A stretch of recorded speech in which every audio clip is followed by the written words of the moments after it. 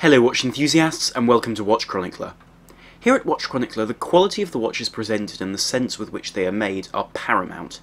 For example, I would neither recommend a watch of poor quality nor a marvellously made one which couldn't be serviced. However, another principle is the celebration and presentation of the groundbreaking and potentially revolutionary. For this reason, I'd like to introduce a new brand to the channel with which I intend to work over the next few months. This is Horage. Before I begin, remember to like, share and subscribe, and head over to watchchronicler.com for daily articles on new releases and plenty of other themes in the watch world. For lovers of photography, take a look at our Instagram page where we post carefully curated photos and where you can be the first to know about new videos, podcasts and articles. Whilst I've been presented the opportunity to collaborate with a number of brands before, I've chosen to work with Horage on, for full disclosure, a paid basis, as the story of this brand is one which I'd very much like to be a part of and tell given the impact which I think it will have on the industry. As you may be aware, I've been wary of accepting paid work from brands, whether advertising, content or anything else. For this reason I've turned down a lot of offers from brands, big and small, which didn't feel right and with terms which will compromise my integrity. However, by the same token, I have seen something truly remarkable at Horage, and something which I want to be part of whilst being allowed the freedom to present it how I feel is best. A couple of months ago I travelled to Bienne in Switzerland to visit a brand with which I'd been talking for quite some time. I'd initially been impressed by their bespoke movement, but I'd been drawn into the proverbial rabbit hole by each of their watches' unique details. What I saw there surprised me as much as it impressed me, as I realised that their approach to designing, developing and making watches was quite different to what I'd previously seen. Now I come across a lot of brands in this profession which have a very conceptual, but not terribly practical perspective on making watches. Some brands charge too much for their watches, whilst others charge too little. Some fail to innovate, whilst others overwhelm themselves, thus affecting reliability and ultimately the quality of ownership. However, what stood out to me at Horage was just how pragmatic their approach to watchmaking was. When the company started work, they didn't focus on the design of their watches, but rather began at the very core of these timepieces, the movement. Similarly, rather than requiring the careful devotion of a watchmaker to function, this in-house movement was conceived along similar lines as the great movements of Rolex, with reliability and absolutely consistent production in mind. This approach is demonstrated in their integration of classic watchmaking and experienced watchmakers with a production line to increase efficiency and reliability of these watches. The result is a blend of watchmaking skill and movement architecture designed specifically for consistency. Produced in Switzerland on the brand's facilities as THE+, a collaboration of companies Teos and Horage, this K1 movement promises to play a genuinely important role in the future of watchmaking. The reason why I say this is that it addresses virtually all of the movement-related questions which have been raised in recent years. Whilst I'll be producing a feature just about the K1 movement, I would like to give you an idea of just what's being achieved. At this point the K1 has been developed for over a decade, and after 3 production runs has seen all the issues with its design ironed out. This avoids the uncommon phenomenon of movement teething issues with a new calibre or recurring issues with older movements. Furthermore, it's not as though they aren't innovating either.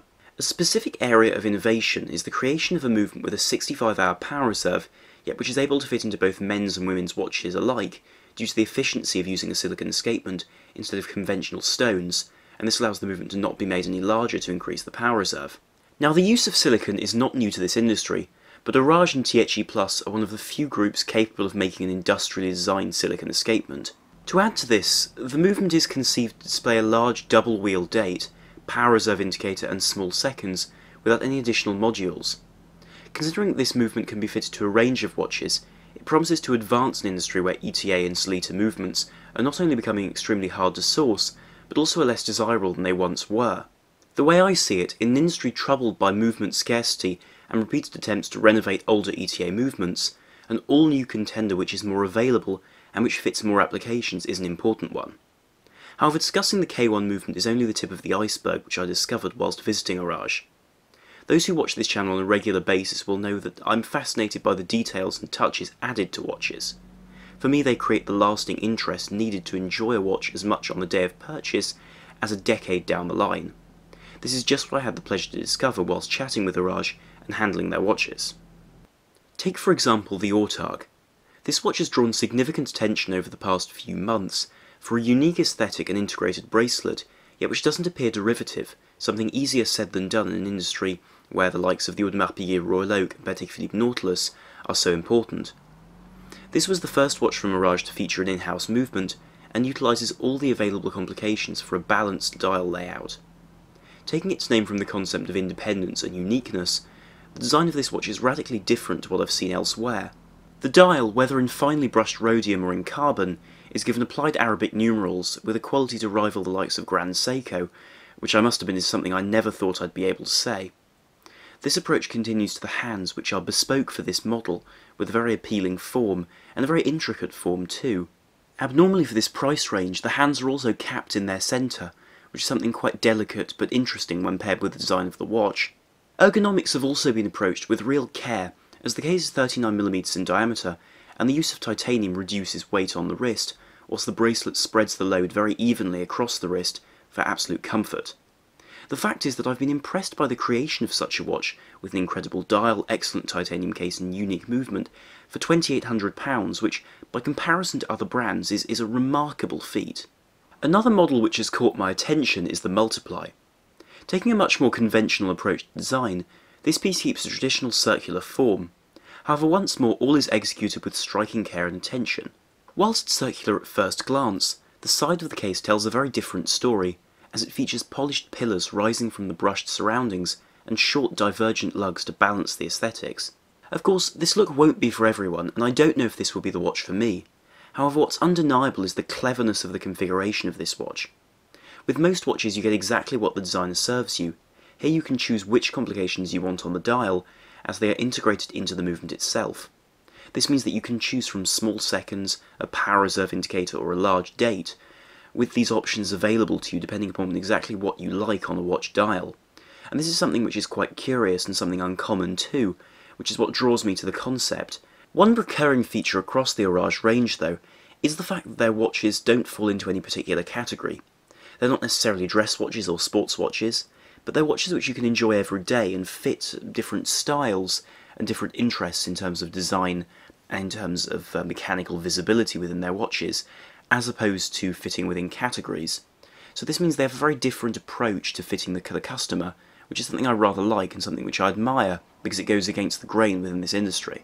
For many reasons, Horage is an uncommon brand, and one thing which springs out immediately is that their management is very straightforward and always keen to innovate. And in an industry which tends to look to the past for answers to current problems, whether that's design or innovation, it's very refreshing to see a brand which is trying to do something completely new, and also to make a trend out of it, to create a new direction for the industry. And this is extremely exciting to follow as well, and it's why I'm rather glad to be part of this story. Horage and THE Plus have also been very judicious with the development of their movement as a genuinely reliable and practical alternative to current options, with superior specifications too, and clever technology.